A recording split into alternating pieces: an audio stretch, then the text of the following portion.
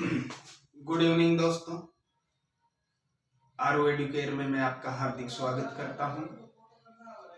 आज हम एक बहुत ही उम्दा टॉपिक लेकर आए हैं और बहुत ही इम्पोर्टेंट है। टॉपिक का नाम है डिमांड, बोले तो मांग। क्या होता है ये डिमांड, क्या होती है मांग? ठीक। हम इसके बारे में पूरी तरीके से जानकारी तो लेंगे, लेकिन इसके अलावा हम पढ़ेंगे कि ये होता क्या है। तो पहली बात तो आपको ध्यान में रखना पड़ेगा कि it is a qualitative concept. ये एक गुणात्मक अवधारणा है। किस प्रकार की अवधारणा है? गुणात्मक।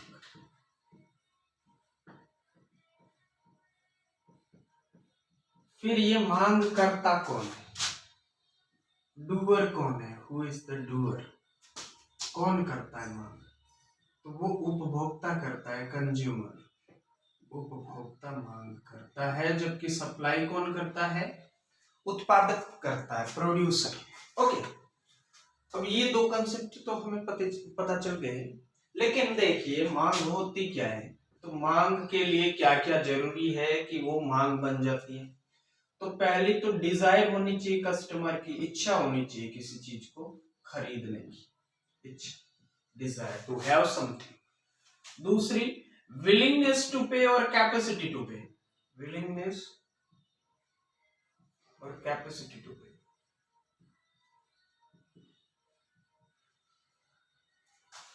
उस व्यक्ति के पास क्षमता होनी चाहिए भुगतान करने की क्षमता।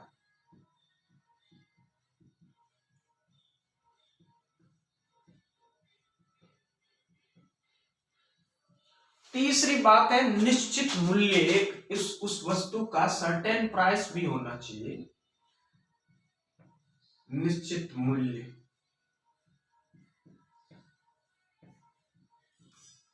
मतलब उसकी निश्चित एक कीमत होनी चाहिए। एंड सर्टेन टाइम, और एक निश्चित वक्त भी होना चाहिए।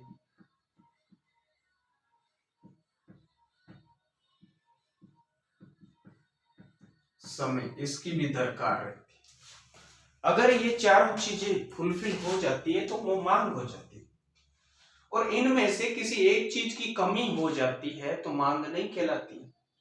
यानी कि मांग को अगर आप डिफाइन करेंगे तो कैसे करेंगे? A consumer desire, a consumer has desire to have something and willingness to pay for that or capacity to pay for that at certain time and certain price, that is called demand. उसको मांग कहते हैं। मांग किसे कहते हैं? यदि कोई उपभोक्ता निश्चित कीमत पर निश्चित समय में किसी वस्तु को खरीदने की इच्छा रखता है और भुगतान करने की क्षमता रखता है तो उसको हम मांग कहते हैं, राइट? तो वो मांग बन जाती है। इनमें से कोई एक चीज कम हो गई, मान लो उस व्यक्ति की इच्छा ही नहीं है तो भी मांग नहीं है। आपको कीमत सही नहीं लग रही है तो भी मांग नहीं हो रही है। समय सही नहीं है, जैसे आपको कुल्फी खानी है, सर्दियों में नहीं खा सकते तो समय सही नहीं, तो आप डिमांड नहीं करेंगे। और भुगतान करने की क्षमता ही नहीं, मान लो पैसे ही नहीं है, फिर तो मांग हो ही नहीं सकती, राइट? तो ये इस प्रकार से। इसके बाद हम जो पढ़ते हैं मांग का नियम, लॉ ऑफ डिमांड।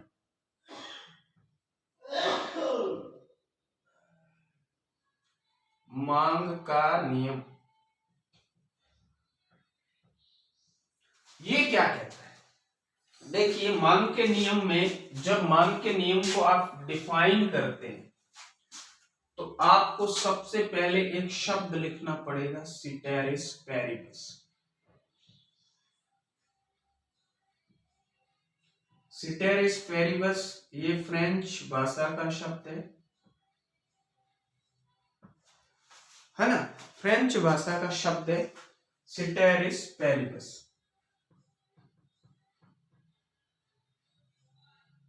सिटेरिस पेरिबस, ये सिटेरिस पेरिबस का अर्थ क्या होता है? अर्थ होता है अन्य वस्तुओं या चरों को स्थिर रखते हुए,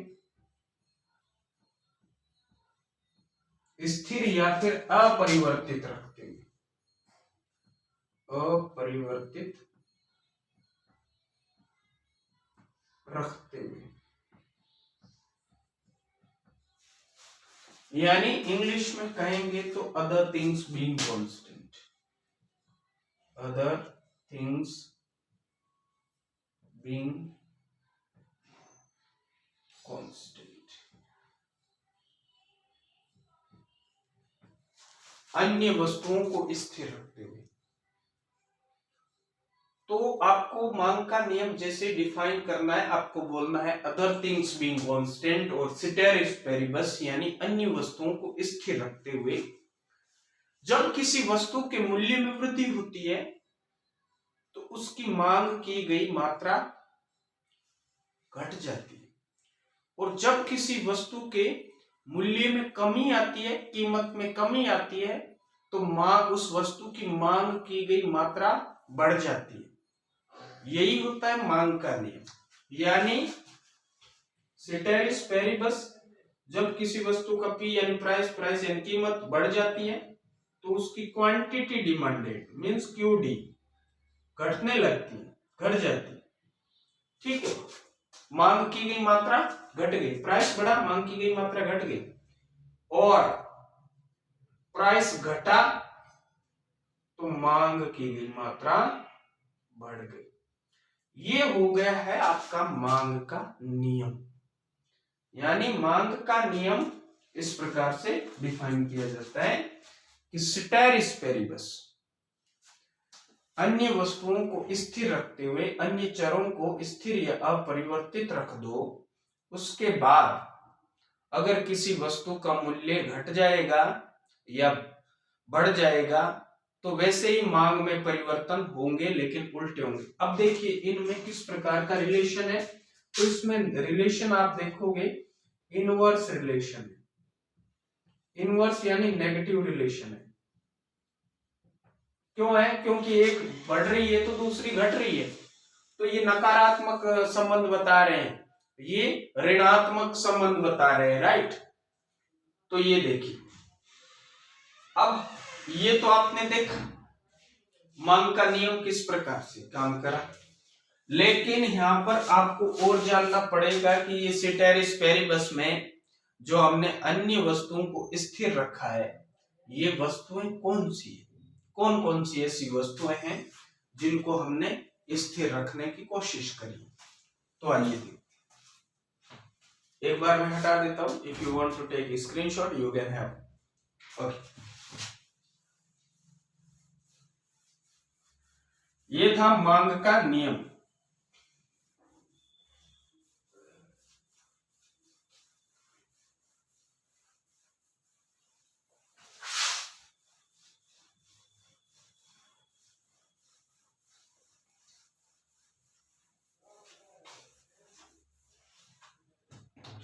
है ना?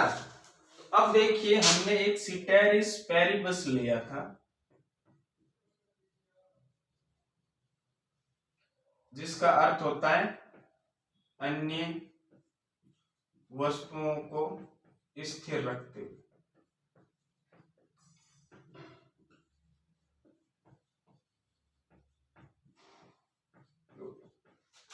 अन्य वस्तुएं कौन कौन सी, यहां पर गौर फरमाना है आपको। अन्य उपभोक्ता की आय, income of consumer,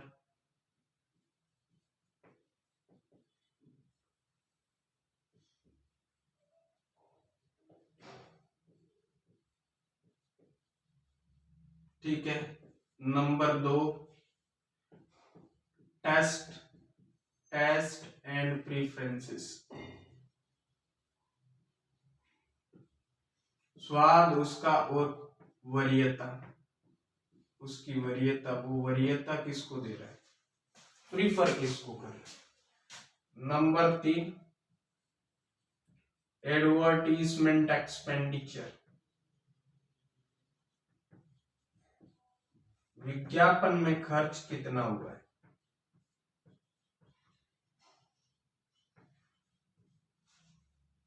number 4, price of related goods,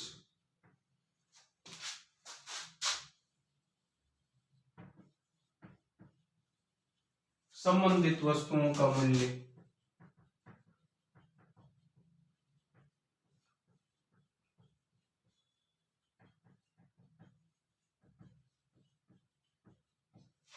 number 5, future expectations,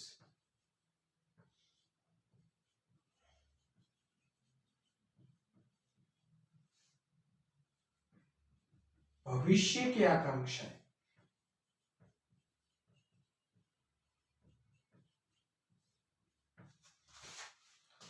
ये इंपॉर्टेंट है, इन सबको क्या कर देना है, कांस्टेंट रखेंगे, तभी ये P बढ़ेगी तो मांग की गई मात्रा क्या हो जाएगी, घट जाएगी, और प्राइस घटेगा तो मांग की गई मात्रा क्या हो जाएगी, बढ़ जाएगी।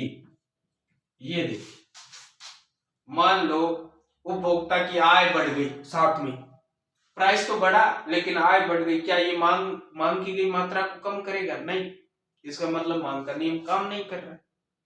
तो मांग के नियम को काम करवाने के लिए इन सबको क्या रखेंगे, स्थिर रखेंगे। ये स्थिर फैक्टर है, इन सबको स्थिर कर दो। किन किन को, उपभोक्ता की आय को, स्वाद और उसकी वरीयता को, विज्ञापन के खर्च को, संबंधित वस्तुओं की कीमत को, और भविष्य की आकांक्षा को।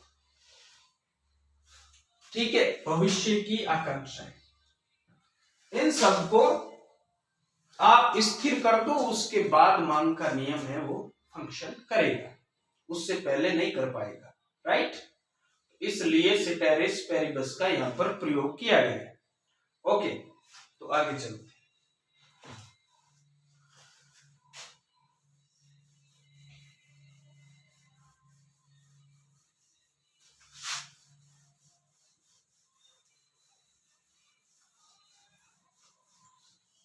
अगर मांग के नियम को लागू करना है तो ये जो मैंने बताई है वस्तुएं स्थिर रखने वाली, इनको स्थिर ही रखना है, तब जाके मांग का नियम है वो काम कर पाएगा। अब देखिए, मांग के नियम को तो हमने पढ़ा, इसमें बताया कि प्राइस और क्वांटिटी डिमांडेड, हमने दो की बात करी।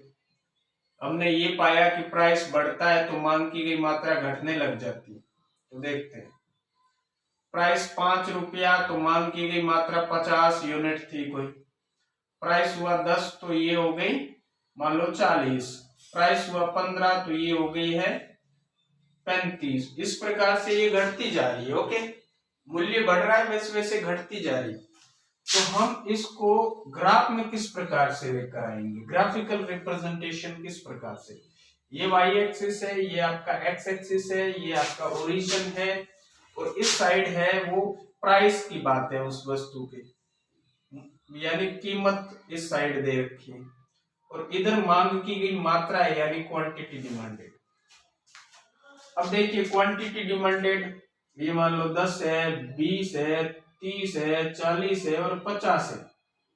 10, 20, 30, 40 और 50। Now you see 10, 20 like that.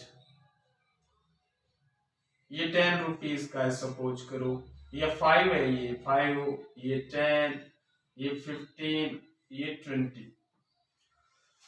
ये इस प्रकार से कीमत दे रखी।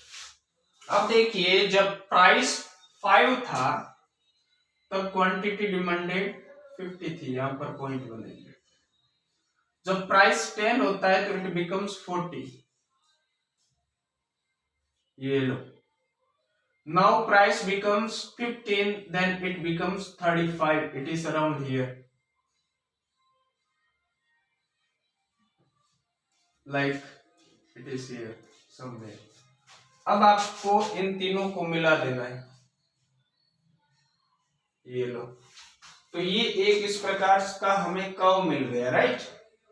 इसी को हम क्या बोलते हैं, मांग वक्र, डिमांड कर्व, मांग वक्र कहते हैं इसको। व्हाट वी कॉल इट, मांग वक्र। अब देखिए मांग वक्र किससे कहते हैं, तो सबसे पहले तो आपको ये इसका पता करना पड़ेगा, ये क्या है, डिमांड स्केड्यूल है।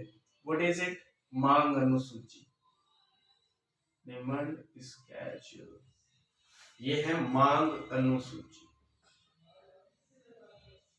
इसको क्या बोलेंगे हम, मांग अनुसूची।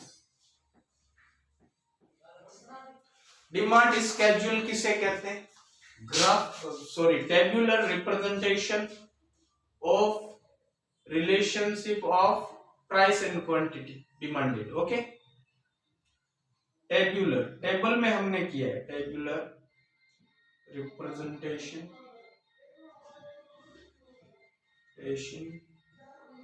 Of price and quantity demanded, यानी कि टेबल में मतलब कीमत और मांग की गई मात्रा का टेबल में प्रदर्शित करना क्या कहलाता है, मांग अनुसूची।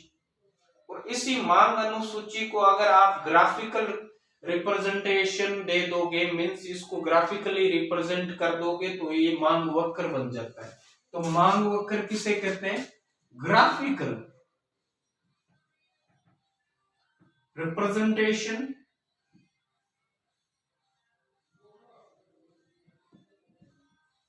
ऑफ डिमांड स्केड्यूल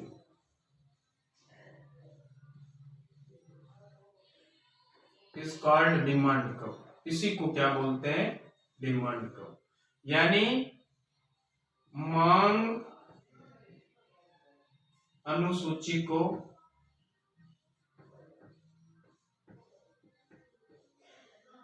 ग्राफ में प्रदर्शित करना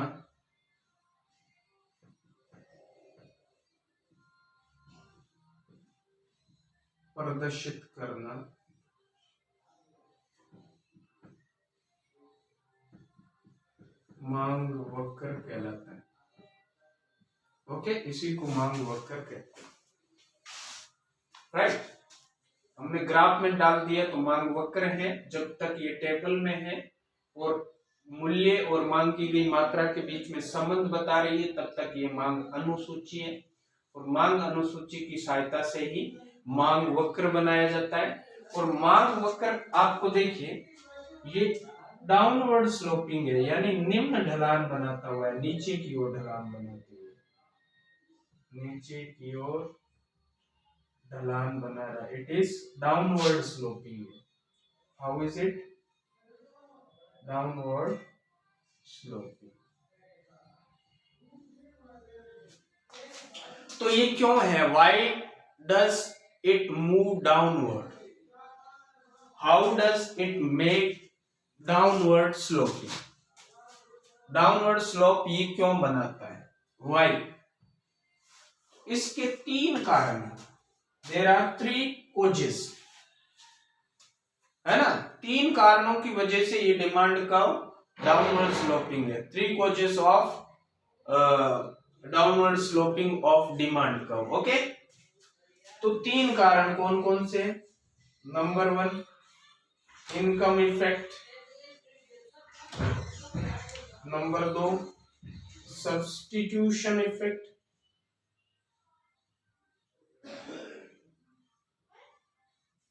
number 3 law of diminishing marginal utility, diminishing marginal utility. Okay, ये 3 कारण है। आय प्रभाव,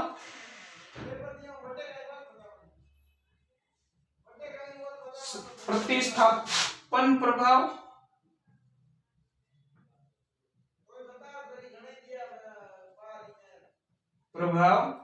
और सीमांत उपयोगिता के घटते प्रतिफल का नियम, उपयोगिता के घटते प्रतिफल का नियम।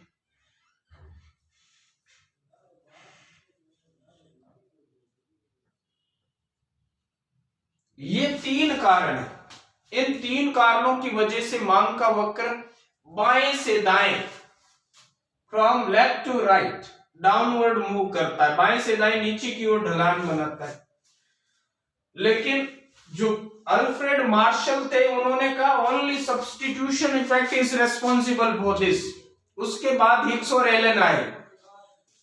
हिग्स और एलन ने कहा कि इनकम इफेक्ट भी बहुत होता है, मतलब इसके लिए बहुत इंपॉर्टेंट होता है। इनकम इफेक्ट एंड प्राइस, ये दोनों बहुत इंपॉर्टेंट इसमें योगदान देते हैं। लेकिन जो मार्शल के अनुसार substitution effect alone was responsible to make demand curve downward sloping. ठीक है, ये अकेला रिस्पॉन्सिबल था। उसके बाद हिग्स और एलन ने इनकम इफेक्ट और प्राइस के बारे में बात करी। तो ये इस प्रकार से तीन इसके कारण होते हैं। तीन कारणों की वजह से डिमांड कर्व डाउनवर्ड स्लोपिंग होता है। ओके, अब देखिए इनकम इफेक्ट क्या होता है। इनकम इफेक्ट, जैसे ही आपकी प्राइस, किसी वस्तु का मूल्य घटता है, तो मूल्य घटता है तो कंज्यूमर के पास दो ऑप्शंस होते हैं। या तो उस वस्तु को ज्यादा खरीदे, मतलब उतने ही पैसे लगाएं और उस वस्तु को ज्यादा खरीद ले, let's purchase more quantity of that good. Either he saves more, means उसकी रियल इनकम बढ़ जाएगी, वो कम खर्चेगा। मतलब क्या है कि भाव घट गए तो वो उतना ही खरीद रहा है जितना पहले खरीदता था। तो ऐसे में उसके पास सेविंग्स बढ़ेगी, यानी रियल इनकम बढ़ेगी। ठीक है, नंबर दो, और या फिर किसी नंबर दो सब्स्टिट्यूशन इफेक्ट की बात करें। सब्स्टिट्यूशन में मान लो कोई वस्तु सस्ती हो गई है, तो व्यक्ति वो क्या करेगा, सस्ती हो गई है तो सस्ती वाली की जगह महंगी वाली दो ज्यादा खरीद लेगा, मीन्स सस्ती वाली और उसका एडजस्ट कर लेगा, राइट। तो ये उसको बोला जाता है सब्स्टिट्यूशन इफेक्ट।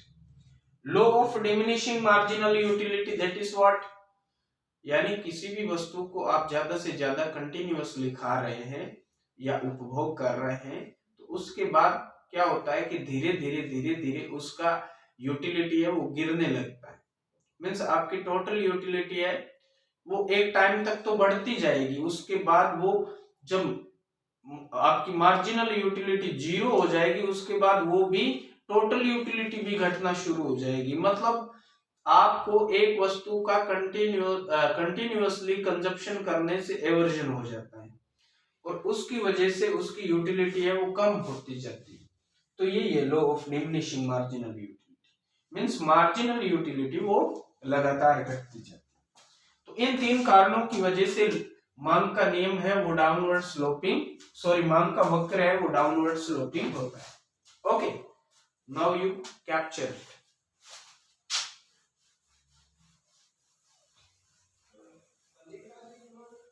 अब आगे देखिए किस प्रकार से demand curve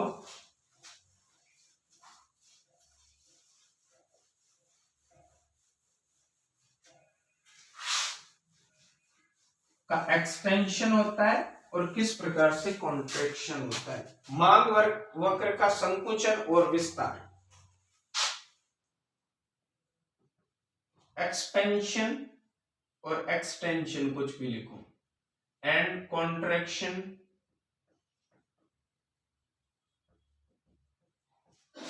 of demand curve of demand. Okay, किस प्रकार से इसका एक्सटेंशन और कॉन्ट्रैक्शन होता है। मांग का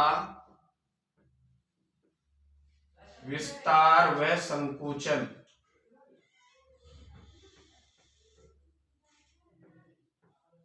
मांग किस प्रकार से विस्तारित होती है और किस प्रकार से संकुचित होती है, इसके बारे में। ये आपका डिमांड कर्व है, ये कोई प्राइस है,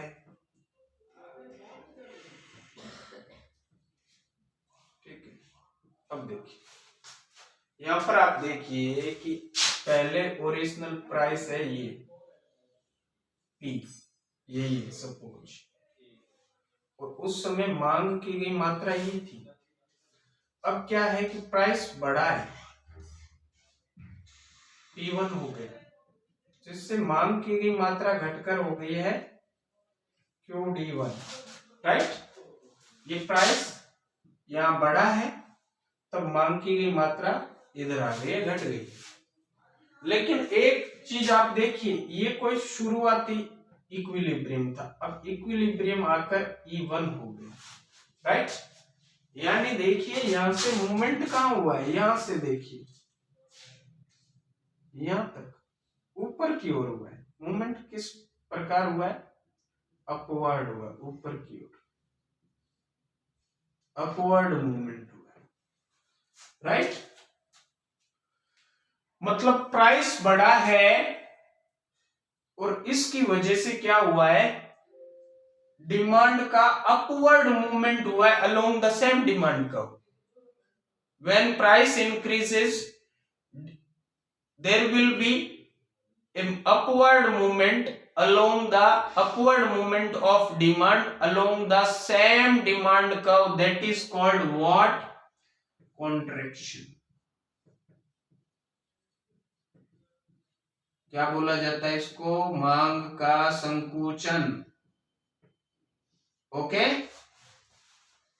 अब मान लो हम कहते हैं कि प्राइस घट गया है, P2 हो गया, यहां था सपोज, अब यहां आ गया, तो क्वांटिटी डिमांडेड QD2 हो गई। अब यहां से ये ओरिजिनल है, यहां देखिए डाउनवर्ड मूवमेंट हुआ, यहां से यहां देखिए ये E2 मान लेते, E से E2 की ओर आया, ये किधर मूवमेंट हुआ है, नीचे की ओर।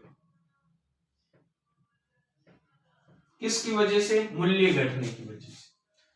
When price decreases there will be downward movement of demand along the same demand curve। Price यानी कीमत घटने की वजह से मांग उसी मांग वक्र पर नीचे की ओर, बाएं से दाएं नीचे की ओर सरक जाती है या आ जाती है, तो उसको बोला जाता है विस्तार, यानी एक्सपेंशन या एक्सटेंशन।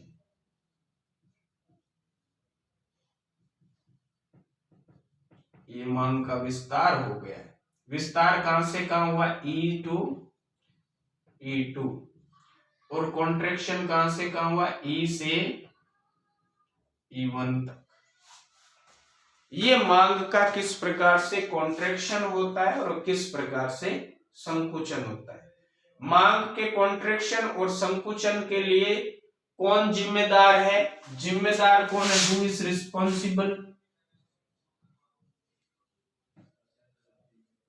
फर्स्ट इज प्राइस, यही तो घट बढ़ के कर रहा है ना, तो रिस्पॉन्सिबल फैक्टर कौन सा है, प्राइस है, राइट।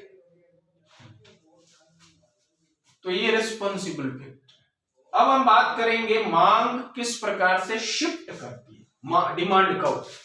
डिमांड कर्व शिफ्ट कैसे करता है, how does demand curve shift, है ना, तो इसकी बात करेंगे। ओके,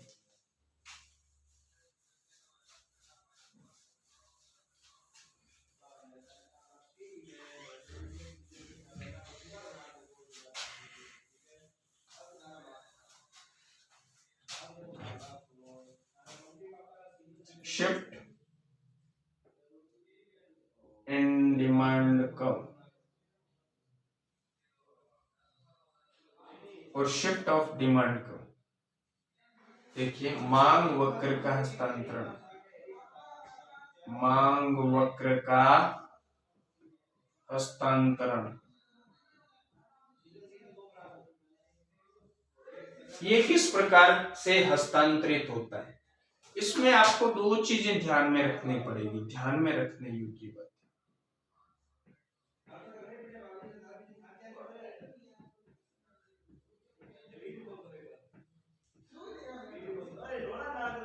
ठीक है, दो बातें इन पर आपको नोटिस करना पड़ेगा। नंबर वन, दो बातें कौन सी? नंबर वन, प्राइस यानी जो कीमत है वो कांस्टेंट होनी चाहिए, शुड बी कांस्टेंट। मूल्य स्थिर रखिए, कीमत स्थिर कीमत, है ना, नंबर एक। नंबर दो, जो मांग के नियम में अन्य वस्तुओं को स्थिर रखना है, वो अन्य वस्तुएं सभी क्या रहेगी? अब अपरिवर्तित रहेगी। अन्य वस्तुएं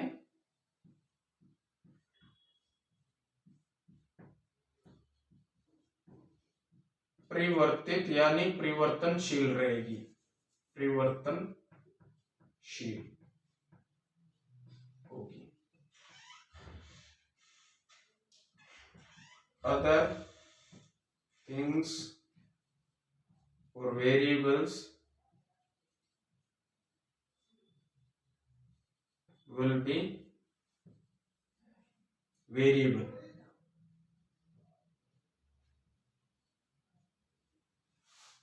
ये सारे वेरिएबल या थिंग्स सब के सब वेरिएबल रहेंगे यानी परिवर्तनशील रहेंगे। विल बी चेंजेबल, चेंज किया जा सकता है, वेरिएबल रह सकते हैं, चेंज रह सकते हैं, राइट। इनमें परिवर्तन होगा तभी जाके मांग का वक्र है वो शिफ्ट करेगा।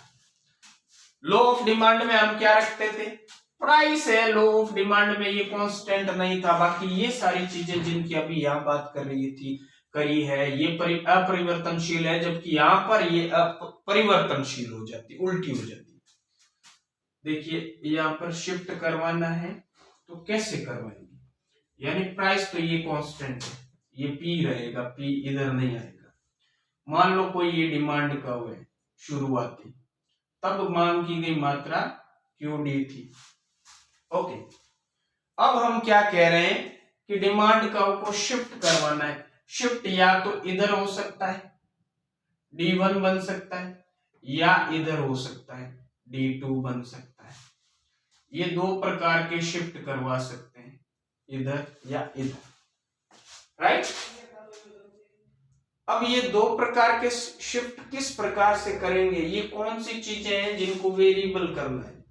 तो जैसे हमने लिखा था इनकम ऑफ कंज्यूमर्स, उपभोक्ता की आय, इनकम ऑफ कंज्यूमर्स, उपभोक्ताओं की आय। मान लो प्राइस वही है, उपभोक्ता की आय को इफेक्ट करने वाली दो चीजें होती है। नंबर वन, इंफीरियर गुड्स,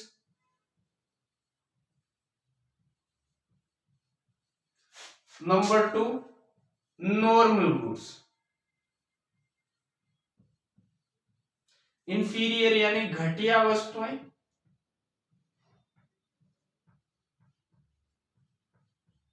और नंबर दो, सामान्य वस्तुएं।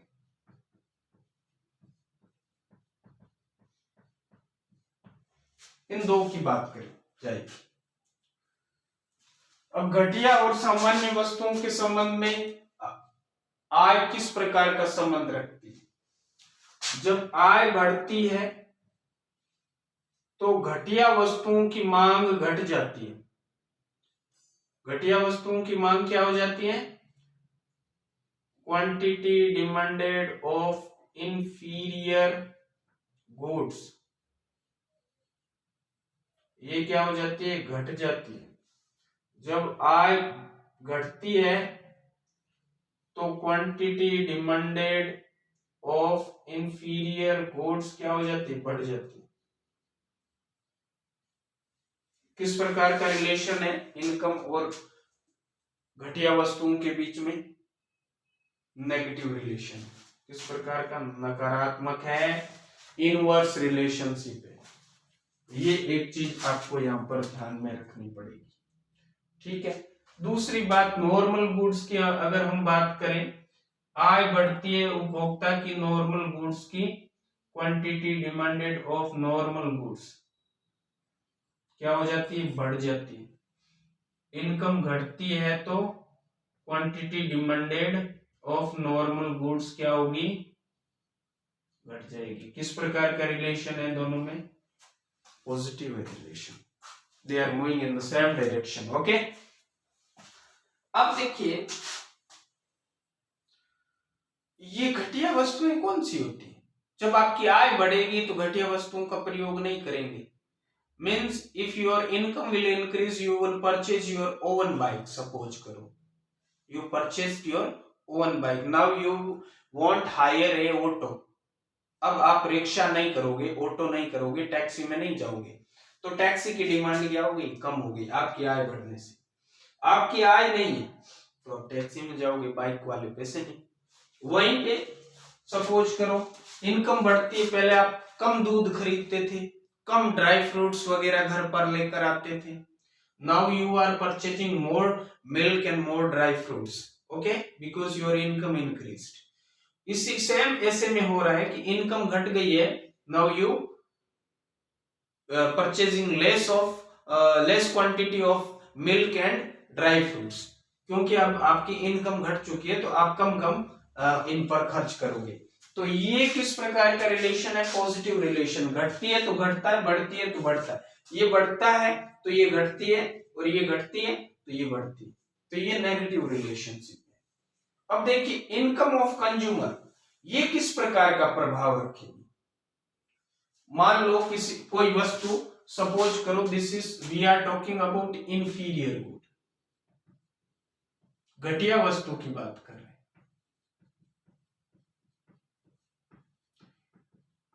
इस केस में क्या होगा, किस प्रकार से ये शिफ्ट करेगा। मान लो उपभोक्ता की आय बढ़ गई, आय बढ़ी है, देखो ध्यान रखो इधर आय बढ़ी है तो इसकी मांग की गई मात्रा कम हो जाएगी। अगर आय बढ़ी है तो ये इधर शिफ्ट हो जाएगा, यानी क्वांटिटी डिमांडेड QD2 हो गई, कम हो गई। तुरंत आय बढ़ गई है तो उपभोक्ता ने उसी प्राइस पर इंफीरियर गुड्स को खरीदना कम कर दिया है, यानी आपका डिमांड है वो कब कहां से कहां शिफ्ट हो गया, ये राइट टू लेफ्ट, इस right to left word shift हो गया, आप कह सकते हैं। किधर शिफ्ट हो गया, लेफ्ट वर्ड। वैसे ही अगर इसकी आय घट जाती है तो इनकी डिमांड बढ़ जाती है, तो ये इधर शिफ्ट हो गया। ओके, यानी ये राइट वर्ड शिफ्ट कर गया है। किधर शिफ्ट कर गया, राइट वर्ड। तो ये दो कंडीशन। अब मान लो ये इंफीरियर न होके नॉर्मल गुड है, सामान्य वस्तु की बात कर रहे हैं सपोज।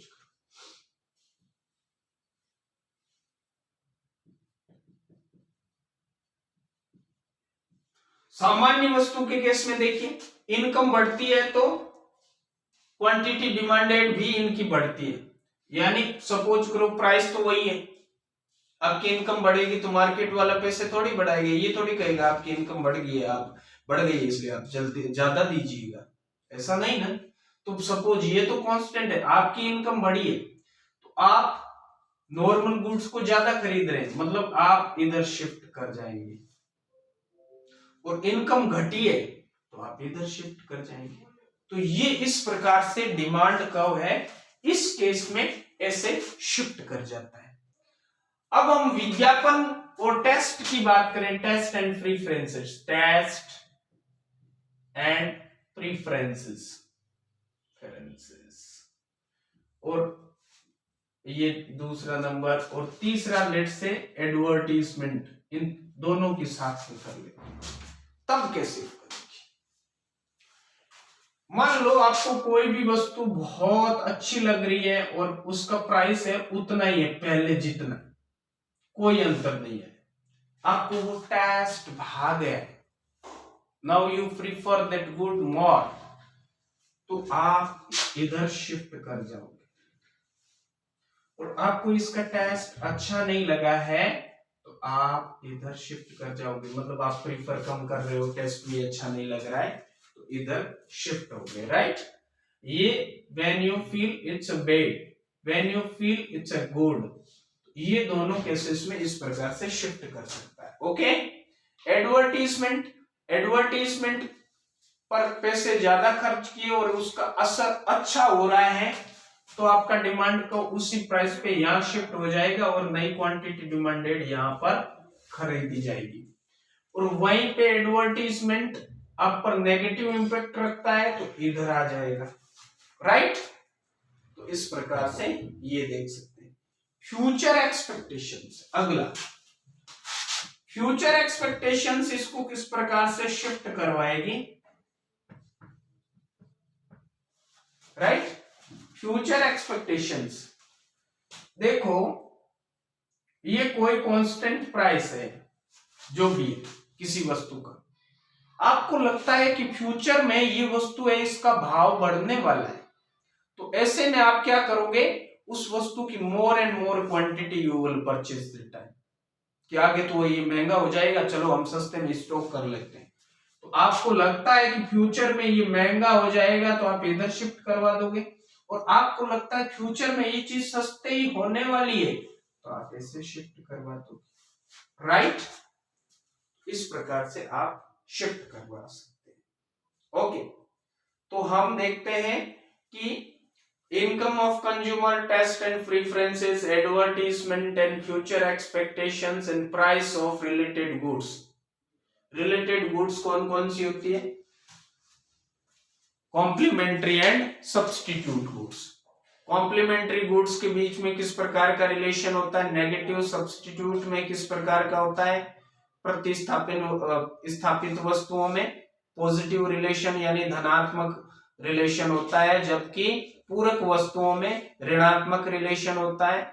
और सब्स्टिट्यूट गुड्स कौन सी होती है, वो वस्तुएं जो कि एक के स्थान पर दूसरी यूज की जाती है, जैसे चाय के स्थान पर coffee, coffee on the place of tea and tea on the place of coffee, that is substitute good. And complementary good which is goods which are used together simultaneously, जिनको हम साथ साथ यूज करते हैं, जैसे कार और petrol दोनों एक साथ यूज होंगे, कार नहीं चलेगी पेट्रोल के बिना। ये इंक और मार्कर, इंक के बिना मार्कर नहीं चलेगा। ये किस प्रकार की वस्तु है, ये पूरक वस्तु है, ये कॉम्प्लीमेंट्री है, और ये भी डिमांड को शिफ्ट करवाने का कार्य करती है, ठीक है। तो ये डिमांड कर्व किस प्रकार से शिफ्ट होता है, शिफ्ट करवाने के लिए क्या क्या जरूरी होता है, तो पहली बात तो प्राइस को कांस्टेंट रखेंगे, और दूसरी बात जो लॉ ऑफ डिमांड में हमने जिन चीजों को अपरिवर्तित या अनचेंज्ड या कांस्टेंट रखा था, इन सब को यहाँ पर चेंजेबल कर दो, सब चेंजेबल हो जाएगी, सब परिवर्तित होगी, सिर्फ एक चीज नहीं होगी, वो होगा प्राइस, वो कांस्टेंट रहेगी, ठीक है। अब हम बात करेंगे इलास्टिसिटी ऑफ डिमांड की। इलास्टिसिटी ऑफ डिमांड क्या होता है,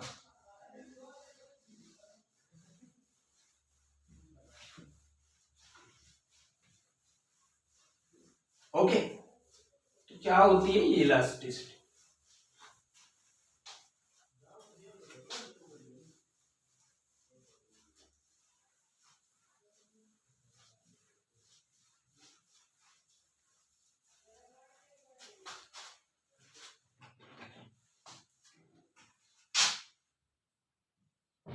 इलास्टिसिटी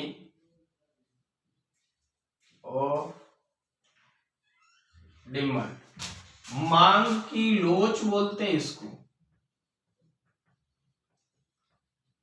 क्या होती है ये मांग की लोच, इलास्टिसिटी ऑफ डिमांड होती क्या है, degree of responsiveness.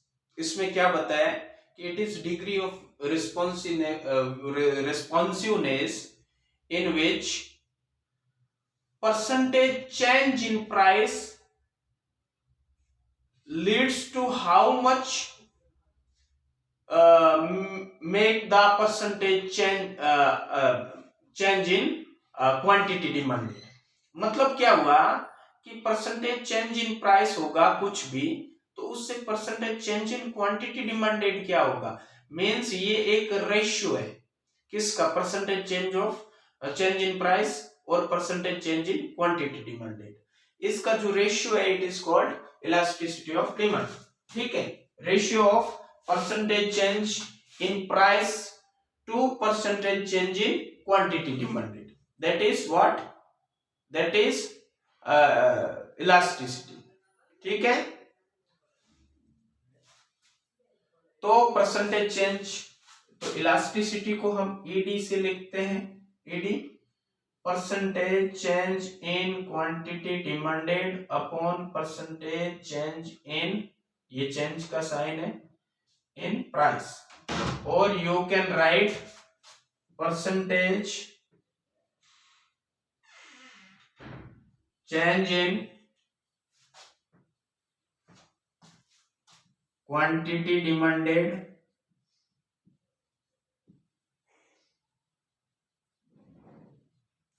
Upon percentage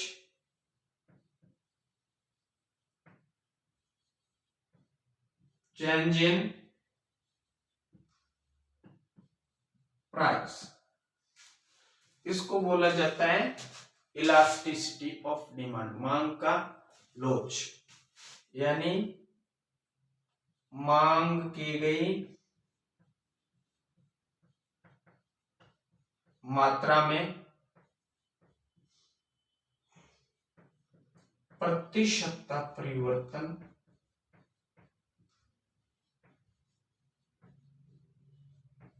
बट्टे, ईडी का फॉर्मूला फिर से, बट्टे कीमत में प्रतिशतता परिवर्तन,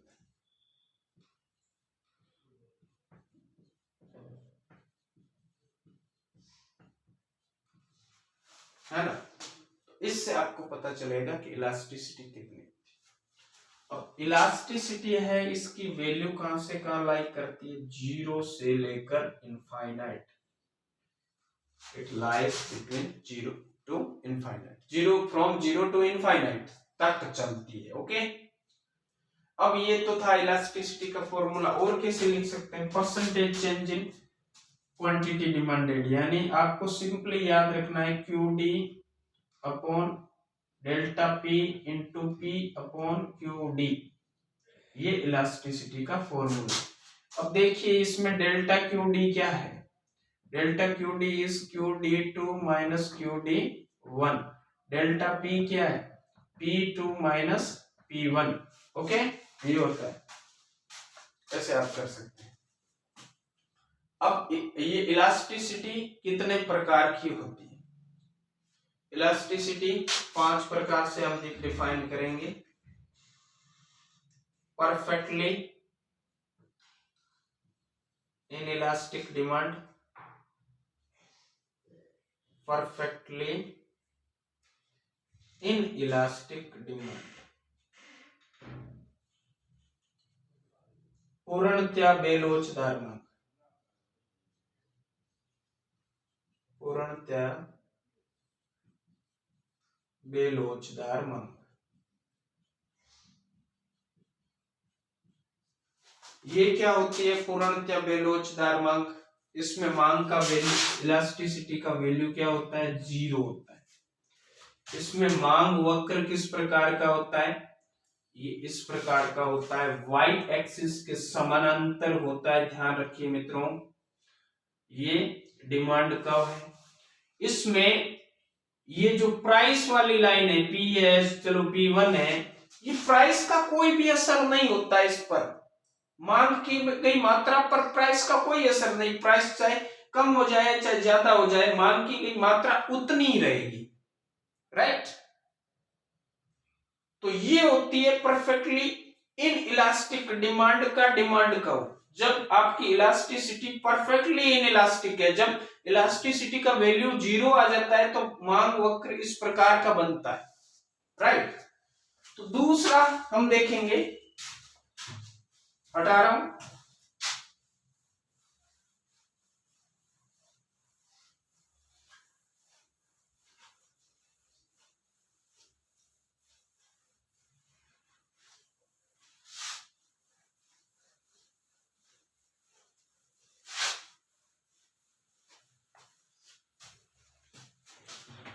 Second is, now you see,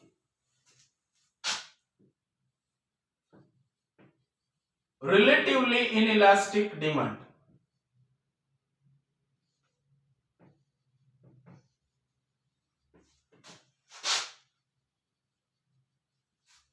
यानी कि सापेक्ष बेलोचदार मांग, बेलोचदार मांग। इसमें क्या होता है, इसमें जो इलास्टिसिटी की वैल्यू आती है वो 0 से तो बड़ी होती है। इलास्टिसिटी है जो 0 से बड़ी बट 1 से छोटी होती है, 1 से कम होती है। ठीक है, 0 से तो बड़ी है, 1 से कम है, इसमें वैल्यू इतनी आएगी। इसमें जो डिमांड कर्व है ये किस प्रकार का, स्टीपर है, मतलब खड़ा है, लगभग तिरछा खड़ा है, स्टीपर। इसमें शुरुआती मान लो प्राइस है P और मांग की गई मात्रा है QD। अब एक बात देखिए, मान लो प्राइस घटता है, P1 हो जाता है, तो मांग की गई मात्रा तो बढ़ेगी मांग के नियम के अनुसार, QD1। यहां पर देखिए ये जो चेंज है यहां से यहां और ये जो चेंज है, इन दोनों में अंतर आपको दिख रहा होगा, किस में ज्यादा चेंज हुआ है। तो इसकी खासियत क्या है, फर्स्ट इज ये, इसकी वैल्यू ये होती है। दूसरी बात, percentage change in price is greater than that of percentage change in quantity demanded. बड़ा है कि नहीं, है। नंबर 3, डिमांड का इज स्टीपर, डिमांड का किस प्रकार का है, steeper. Number 4, if it is extend, इसको एक्सटेंड थोड़ा सा कर दिया जाए, ठीक है, तो ये क्या कर देगा, ये इसको एक्स एक्सिस को काट देगा, it will intersect x axis if it is x. इसको हम अगर थोड़ा सा भी इसको एक्सपेंड कर देते हैं तो ये डिमांड, ठीक है, इसकी वैल्यू कितनी आएगी, 1 से कम। फॉर एग्जाम्पल हम देख लेते हैं, ये कोई मूल्य था 10 रुपया, तब मांग की गई मात्रा थी 50, मूल्य घटकर हो गया 5 रुपया, मांग की गई मात्रा बढ़कर हो गई 60। अब निकालिए, P1 क्या है 10, P2 क्या है 5 आ गया, Q1 क्या था 50, QD1 और QD2 क्या हो गया 60। डेल्टा P निकालो, P2 माइनस P1 कितना हुआ -5, delta P is equal to -5। Delta QD is equal to what, 60 minus 50, because 2 minus 1, QD2 minus QD1, that becomes what, QD2 is 10। अब फॉर्मूले में पुट करो जो मैंने लिखवाया था, कौन सा फॉर्मूला, इलास्टिसिटी ऑफ डिमांड का, AD is equal to delta QD upon delta P into P upon QD। अब इसमें ये रखिए, delta QD how much it is 10, now it is -5 and original P was 10 and original QD was 50। काट दो इसको, 2 बार इसको काट दो, 2 माइनस के 2/5 यानी 0.40 माइनस का। अब देखिए माइनस क्यों होता है, क्योंकि प्राइस और मांग की गई मात्रा, कीमत और मांग की गई मात्रा में आप देखते हैं कि लॉ ऑफ डिमांड में नेगेटिव रिलेशनशिप होता है। ओके, किस प्रकार का रिलेशनशिप है, नेगेटिव, इसकी वजह से ये नेगेटिव का साइन आया है। लेकिन हमने शुरू में ही बात करी थी कि लॉज की वैल्यू तो 0 से लेकर इनफाइनाइट होती है, तो नेगेटिव इसमें है ही नहीं, तो इसको इग्नोर कर दो। तो आपकी इलास्टिसिटी कितनी मानी जाएगी, 0.4। 0.4 है जो किस में लाई कर रहा है, क्या इसके बीच में आ रहा है? जी हाँ, बिल्कुल आ रहा है। यानी इलास्टिसिटी 0 से तो बड़ी है लेकिन 1 से छोटी है, राइट। तो इस प्रकार से ये रिलेटिवली इनइलास्टिक डिमांड होगी। अब आगे बढ़ते हैं।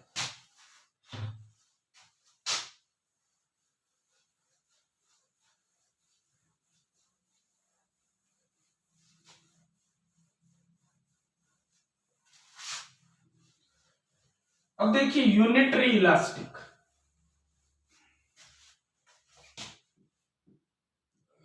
यूनिटरी इलास्टिक में क्या होता है?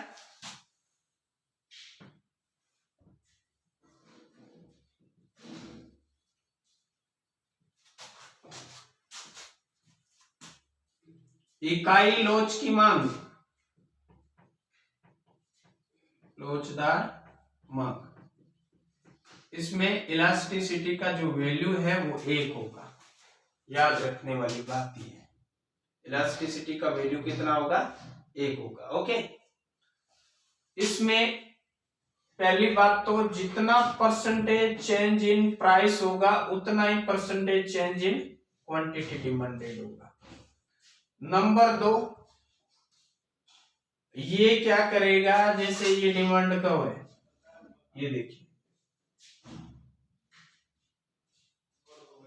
y है, x एक्सिस है, ये यहां एक्सटेंड करेगा और ये यहां से एक्सटेंड करेगा। ये से यहां तक की दूरी और यहां से यहां तक की दूरी ये दोनों समान है, यानी मैं इसको a पॉइंट नाम दे दूं, इसको b, तो OB is equal to OA। ये हमेशा दोनों बराबर होते हैं। ओके, और दूसरा, इसमें जितना प्रतिशत प्राइस में चेंज हुआ है उतना ही मांग की गई मात्रा में ये चेंज और ये चेंज दोनों बराबर होंगे और इलास्टिसिटी का वैल्यू 1 आएगा। ठीक है, इसको बोला जाता है इकाई लोचदार मांग।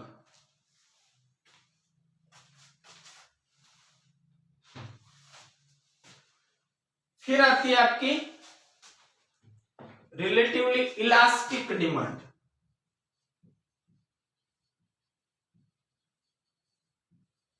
वो रिलेटिवली इन इलास्टिक थी, है ना, इलास्टिक डिमांड। ये प्राइस डिमांड है एक्चुअली, है ना, प्राइस इलास्टिसिटी ऑफ डिमांड है ना, ध्यान रखना। अब देखिए रिलेटिव मतलब सापेक्षिक लोचदार मांग, दैट वाज बेलोचदार मांग। सापेक्षित लोचदार मांग के बारे में हम पढ़ रहे हैं, रिलेटिवली इलास्टिक डिमांड। इसमें देखिए डिमांड कर्व इस प्रकार का होगा, मतलब फ्लैटर है। डिमांड कर्व कैसा है? फ्लैटर है, टेढ़ा ऐसे पड़ा है, फ्लैटर है। ये प्राइस है, ये क्वांटिटी डिमांडेड है, ये ओरिजिन है, ये वाई एक्सिस, ये आपका एक्स एक्सिस। इसमें देखने वाली बातें क्या है कि इलास्टिसिटी का वैल्यू है ED, it is greater then 1 but less than infinite. Number 1 तो बात ये। दूसरा, इसमें डिमांड कर्व है वो फ्लैटर है। तीसरी बात ये है कि ये मान लो प्राइस है P, क्वांटिटी डिमांडेड QD। अब प्राइस मान लो घटकर P1 हो जाता है तो क्वांटिटी डिमांडेड बढ़कर QD 1 हो जाती है। अब देखिए यहां पर percentage change in price is less than percentage in change in quantity demanded।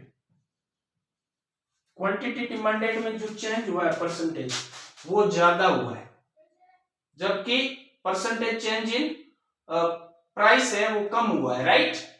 तो ये बात आपको ध्यान में रखनी पड़ेगी।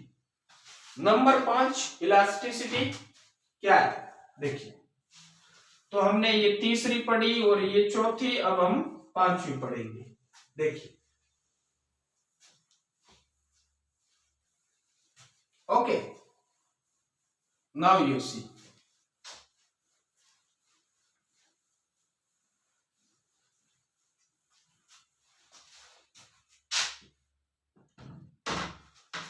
Now you see number 5, perfectly elastic demand. Perfectly elastic demand में इलास्टिसिटी का वैल्यू होगा इनफाइनाइट, चाहे जीरो वाला हो यानी परफेक्टली इन इलास्टिक हो डिमांड, चाहे परफेक्टली इलास्टिक हो डिमांड, ये दोनों ही रियल वर्ल्ड में, लिविंग वर्ल्ड में यहाँ पर इस प्रकार की चीजें नहीं मिलेगी, ये एक्चुअली थ्योरेटिकली है। देखिए अब देखिए ये डिमांड कर्व, इसमें डिमांड कर्व इस प्रकार का होगा, उसमें वैसा था इन इलास्टिक में perfectly. Okay, y axis x axis ये जीरो, यहाँ पे प्राइस वही रहेगा, क्वांटिटी डिमांडेड में परिवर्तन होना है वो अपने आप होता रहेगा। ये QD1 मान लो, ये QD1, ये QD2, यानी इसमें परिवर्तन हो सकता है, प्राइस विल बी कांस्टेंट।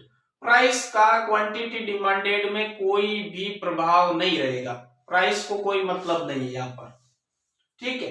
इस प्रकार से थी आपकी ये लोच। अब लोच से संबंधित मैं एक आपको क्वेश्चन देता हूं। When price of a good, जब किसी वस्तु का मूल्य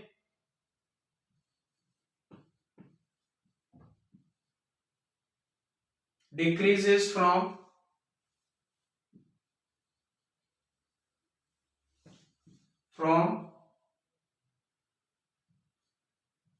10 to 7, then quantity demanded increases from 50 to 70 units. What is the elasticity? Elasticity of demand क्या होगी? तो फर्स्ट ऑफ ऑल ये P1 है, ये P2 है, ये Q1 है, ये Q2 है। तो P1 P2 यानी डेल्टा P -3 आ गया, P2 में से P1 घटा दिया, डेल्टा Q आ गया आपका, QD आ गया आपका 70 - 50 20। तो अब देखिए कैसे निकालोगे, 20/-3 इंटू ओरिजिनल प्राइस 10 था, ओरिजिनल Q कितना है 50, ये कर दो, कर दिया, ये 4 बार आ गया और ये 4/3 यानी 1.33 आ गई इलास्टिसिटी, माइनस की माइनस को कर दो इग्नोर, तो इससे आपकी इलास्टिसिटी आ गई 1.33। इसका मतलब आपकी जो इलास्टिसिटी है वो किस प्रकार की है, जो चौथा आपने पढ़ा था ना, कौन सा, रिलेटिवली इलास्टिक डिमांड, उसमें इलास्टिसिटी का वैल्यू कहां से कहां होना चाहिए था, आपका इलास्टिसिटी का वैल्यू एक से तो ज्यादा होगा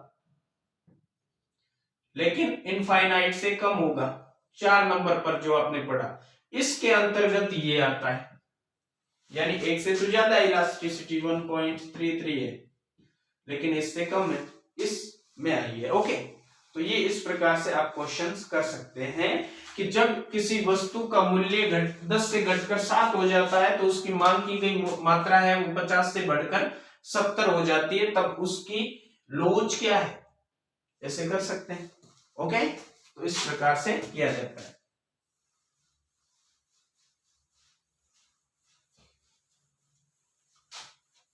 अब देखिए इलास्टिसिटी का फायदा क्या है, इंपॉर्टेंस ऑफ इलास्टिसिटी, ऐसा क्या है इसमें कि इंपॉर्टेंस भी होती है। तो अगर मैं फाइनेंस मिनिस्टर की बात करूं, फाइनेंस मिनिस्टर के लिए किस प्रकार से इलास्टिसिटी उपयोगी है, फाइनेंस मिनिस्टर फॉर इंपॉर्टेंस और significant, how does it become significant for finance minister, importance of elasticity,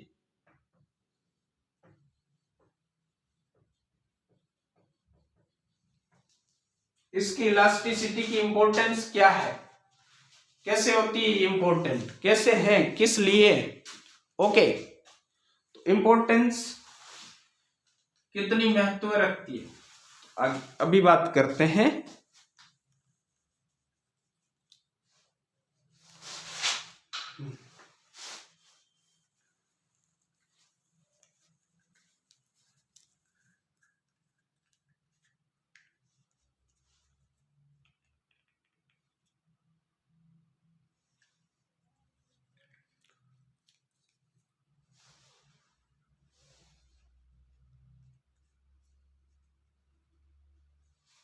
देखिए, है ना, इंपॉर्टेंस ऑफ इलास्टिसिटी।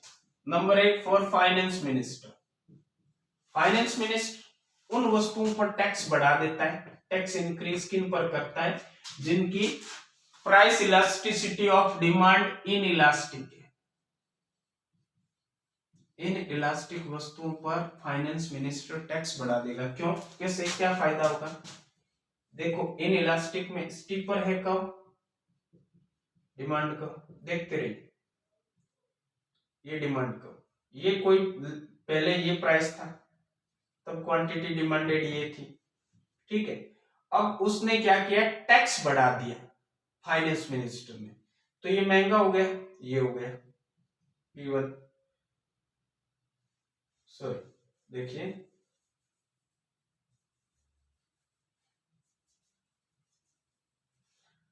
ये आपका स्टीपर है डिमांड का,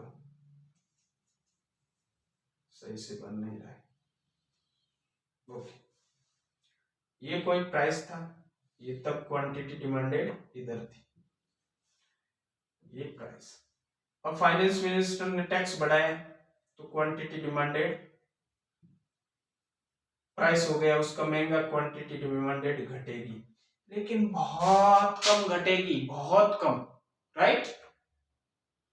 तो बहुत कम घटेगी तो सरकार पर, रेवेन्यू पर सरकार को कोई असर नहीं पड़ेगा ज्यादा, तो ऐसे में सरकार उस चीज को एंजॉय कर जाएगी, रेवेन्यू बढ़ा लेगी, राइट।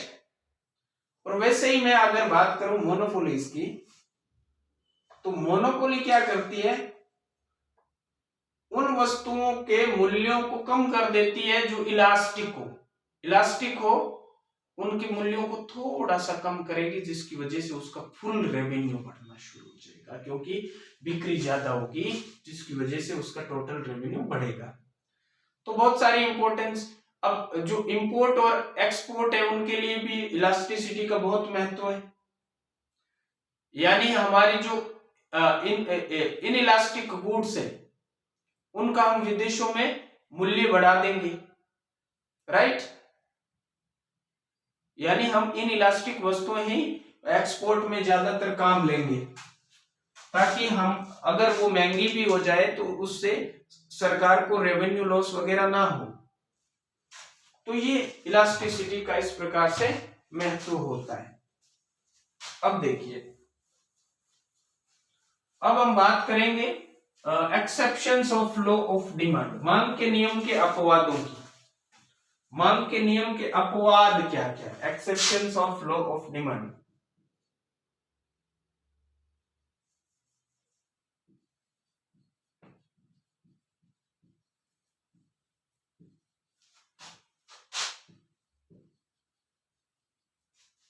मांग नियम के अपवाद,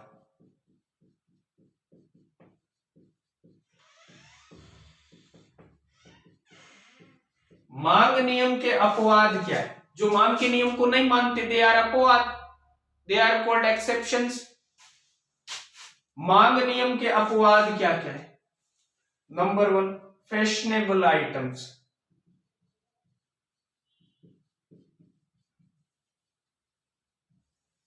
फैशनेबल आइटम्स क्या है कि वो अगर उनका भाव ज्यादा नहीं होगा तो भाई इनकी मांग नहीं होगी, तो इनका प्राइस बढ़ना बहुत जरूरी है।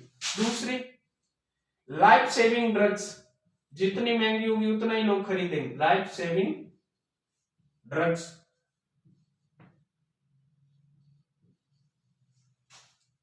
Number 3, Giffen goods.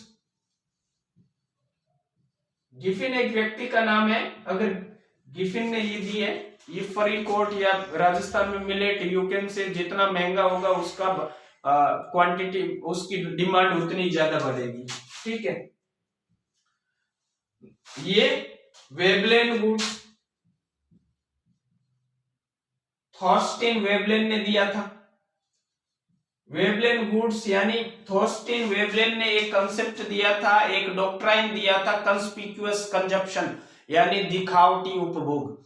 लोग दिखावे के लिए उपभोग करते हैं, जिस प्रकार से डायमंड का अगर प्राइस ज्यादा नहीं होगा तो उसकी मांग बिल्कुल नहीं होगी।